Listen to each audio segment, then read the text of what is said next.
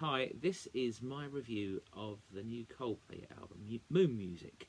They have released last week, and it is like a companion album to Music of the Spheres, which they released a couple of years ago.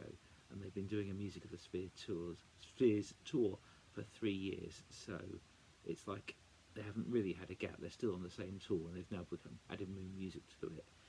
And it is something that they've started doing with other albums. I think back to Viva La Vida, they did a companion album that went with that they released later on called Prospects March, and they did it with. Sometimes they don't. It's not quite as obvious a companion album, like when they released the album after Adventure of a Lifetime. And I can't remember which one it was called, but it was a much more sort of subdued album.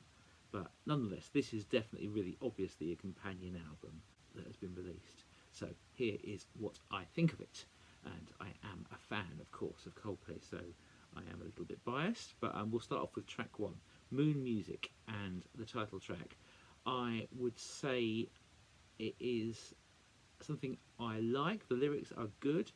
It takes a while to get going because it doesn't sing a word until about nearly 3 minutes in, which is quite a long time. I mean, if I'm singing a song, I'll probably give it about 3 seconds before I start adding words to it. But yeah, it takes a while to get going. It's been written with a guy called John Hopkins, who's worked with them since Viva La Vida. He's worked with Brian Eno as well, and he is a real electronic musician and does lots of sort of soundscapey stuff, and you can hear his influence on this one.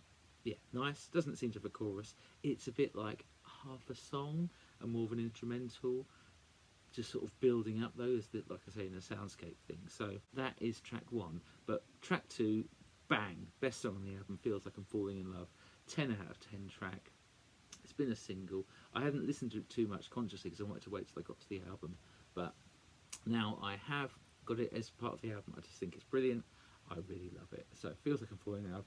Big Coldplay song, 10 out of 10, massive hit. Straight after that, another single, the current single, which is We Pray. This is a collaboration, and there are a lot of collaborations on this album. And Coldplay like to collaborate. They've collaborated in the past with Rihanna and all sorts of other people on different albums. And Brian Eno, their producer, he was a big collaborator with them as well.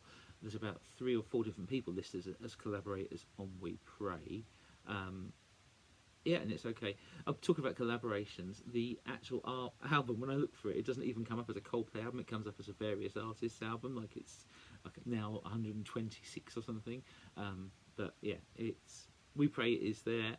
It's okay. It's quite epic and all the rest of it. That's why we pray. No, never come and show me the way. That's why we pray. Yeah, it's okay. It's not like my favourite song on the album. Obviously, that's Feels Like I'm Falling in Love, but it's okay. Next, after that, a song I really like. It's called Jupiter. Not about Jupiter, but obviously it fitted in with the sort of idea of music of the planets and moon music and all the rest of it. I think Jupiter's a person, because I didn't learn anything about the planet Jupiter when I listened to this song. He sings it really well. It's got nice lyrics about this person who's a girl, I think, called Jupiter. He does what he's done quite a lot in this album. There's quite a lot of la la la's in this chorus, and my wife Tracy always tells me that it's a little bit of lazy writing. You could actually put some words in there. It's like you've left a little space before you put the words in. So maybe rather than just going la la la, you could have worked a bit harder and put some extra words in and painted some more pictures. But yeah, hey, the album's going well. We've had a few good tracks coming in a row here. And the next track is Good Feelings, and at this point we should mention that this album has sort of been done with Max Martin, who they paid a lot of money to work with. Max Martin is a super producer who has worked with boy bands, and he's like got the Midas touch in terms of writing all these songs and producing songs and making them feel epic and poppy and all the rest of it. So I think Coldplay pay a lot of money to him to actually have him work on their albums. And they get the desired effect because they sound epic, the songs, and they sound global. So this is definitely one I think that Max Martin's fingerprints are all over. It's super poppy. It's like got a really great bass line that drops in with a sort of a funky drum pattern straight away, and I thought I should really, really like it, and it's okay. I give it an 8 out of 10. It didn't quite hit the heights that I was expecting it to hit. Then we get onto another track, which, depending where you look at the listing of the album, is either called Rainbow or it's called Alien Radio Music and stuff like that, and it's another soundscapey one, so it's probably influenced by John Hopkins. And I'm not that bothered by those things, so I skipped that quite quickly. The next song is called, and it would be on side 2 this point, it's called IAAM, which is I Am a Mountain. The lyrics are fabulous, I like them a lot, and I like this song more than Good Feeling. It's a nice Coldplay song, it's good. Followed by that is a track, and I've written it down because I can't remember how to say it, Aeterna, so Aeterna. And not a real word as far as I'm aware. Alexa, what does Aeterna mean? Here's something I found on Wiktionary. A noun, Turner, can have a few meanings. Yeah, Alexa, stop. See, it's not a real word. Even Alexa doesn't recognise it. But the song, I think, could grow on me. Hasn't grown on me yet. At the end of it, it's got some funny words in a foreign language. I used my phone and Google Lens and found out that those words were the words for I love you in Zulu, which is nice and makes it a global album. And if you ever want to talk to someone and tell them you love them using the language the Zulus use, you just need to hold your Coldplay album and have a listen to that beforehand. The track after that is called All My Love. Absolutely beautiful song, really love it. Sounds lovely, really just gentle pace, beautiful words. More la la la's in it. Chris, come on, work a little bit harder. But really, really super. And then the final track on this album, if you buy it as a sort of either the Moon Music Edition or the other, I think another sort of name for it had, Eco Edition. The final track is called One World, and it's an end of album track, a bit like the sort of Beatles album, you know, on Abbey Road, where it has the end, and it sort of just has a big sort of statement at the end about how we should all love each other and have all the rest of it. It is another sort of soundscapey song. Good though, good song. I think that when in the recording of this album, at some point Chris put an appeal out asking people to send themselves recording their voice singing a certain note, so we could add this, make this big sort of soundscape up with everyone singing a global sort of chorus. And I remember I sent in a recording of my voice, but I can't actually, not just myself, I can't hear any sort of global choir on there. But yeah, I think One World was the song that they were going to put all those voices onto.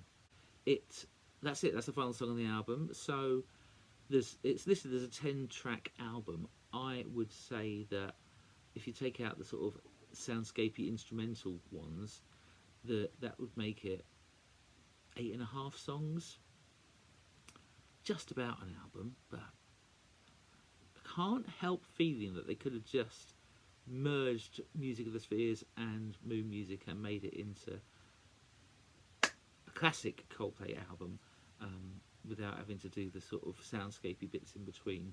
Music of the Spheres had 12 tracks on it, as you might think, oh, that's too many then, but actually when you go back and listen to it, there were some soundscapey tracks on that as well. So there's only 9 actual songs on Music of the Spheres, although Coloratura is about 10 minutes long and could be called 3 songs.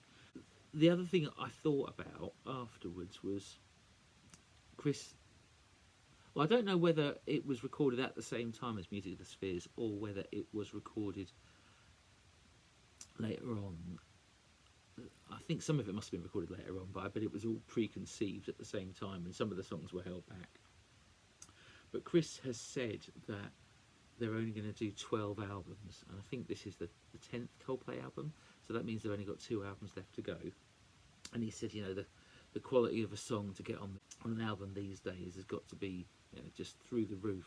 And you can hear that on some of the songs, but I think some of them, they're a bit samey. Maybe like Good Feelings is a bit too pop music by numbers, and they could try something else. I like Coloratura and, you know, some of the sort of more soulfully ones that aren't trying to be super poppy, and there's enough super poppy stuff on there with Pray and Oh, and Jupiter as well, and Feels Like I'm Falling in Love. Yeah, if you're gonna only do 2 more albums, you really want to make every song count. And although he says he's making every song count, I think the soundscapey ones, when people look back at their sort of body of work, they're just going to skip it. They're not going to measure a soundscapey track against Yellow or a soundscapey track against any of their classic songs. They're going to just sort of skip that as just a little bit of mood music in between setting the scene and creating a tone for the album. And there's, that's nice, but I just want more songs. I want some things that I can sing along to. Can't sing along to a soundscape. Yeah, that's my thoughts on the album. This review was mainly for Tom, but I think I'm going to stick it on my YouTube channel because I don't think I can send this length message to him. So this is the easiest way to do it, send it as a link. So if you're interested in my Coldplay album review, I hope you enjoyed it. If not, just hang around for a few more weeks and there'll be some more of Steve's music.